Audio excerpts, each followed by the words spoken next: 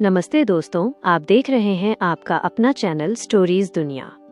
कल्पना कीजिए, एक ऐसी जगह जहां समय जैसे ठहर जाता है, जहां धन, पद और शक्ति का कोई घमंड नहीं चलता, जहां राजा और भिखारी दोनों एक ही पंक्ति में खड़े होते हैं। एक ऐसा दरबार जहां कोई झूठ नहीं चलता, कोई बहाना नहीं चलता, वहां केवल सत्य होता है, नग्न सत्य।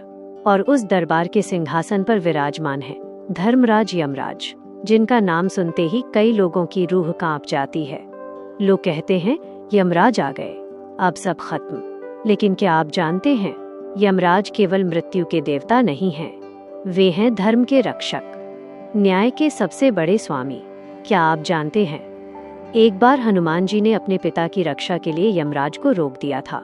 क्या आप जानते हैं, एक स्त्री ने अपनी बुद्धि और प्रेम से यमराज को भी झुका दिया था। और क्या आप जानते हैं, यमराज के पास एक दिव्य दर्पण है, जिसमें आपके जीवन की हर घटना, हर शब्द और हर विचार दिखाई देता है। आज की इस यात्रा में हम जानेंगे यमराज के उस रहस्यमयी संसार को, जहां हर आत्मा को एक दिन जाना ही है।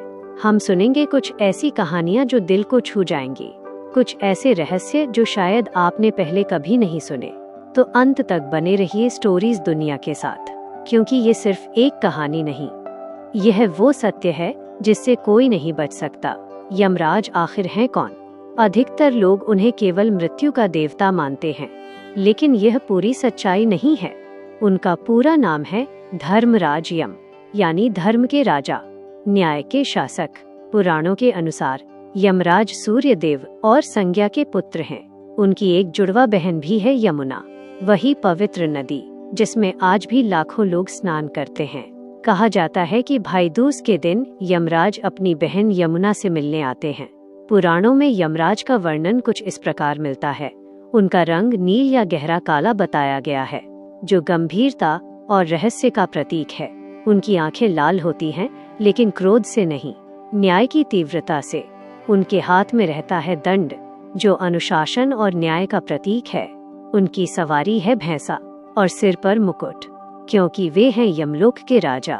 लेकिन सबसे खास बात, उनका चेहरा हमेशा शांत रहता है।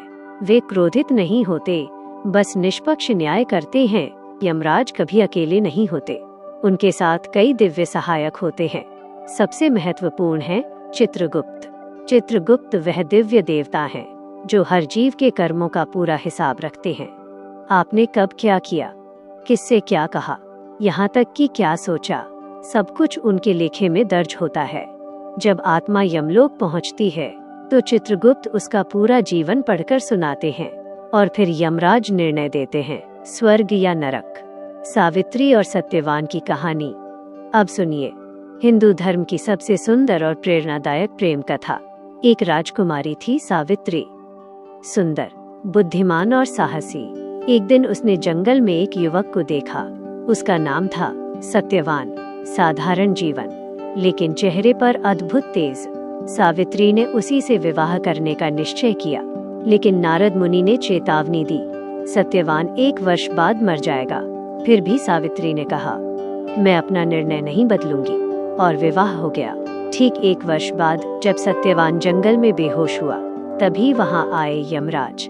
उन्होंने सत्यवान की आत्मा निकाल ली और दक्षिण दिशा की ओर चल पड़े, लेकिन सावित्री उनके पीछे चलने लगी। यमराज ने कई बार कहा, लौट जाओ, लेकिन सावित्री नहीं मानी। उसकी भक्ति और बुद्धि से प्रसन्न होकर यमराज ने उसे कई वरदान दिए, और अंत में सावित्री ने ऐसी बात कही कि यमराज भी मुस्कुरा उठे, क्योंकि उसने ऐसा वरदान मांगा जिसके कारण सत्यवान को जीवित करना ही पड़ा। इस तरह प्रेम ने मृत्यु को भी हरा दिया। नचिकेता और मृत्यु का रहस्य एक और अद्भुत कहानी है। एक छोटे बालक की, नचिकेता, जो स्वयं यमलोक पहुंच गया। 3 दिन तक बिना भोजन के यमराज के द्वार पर बैठा रहा।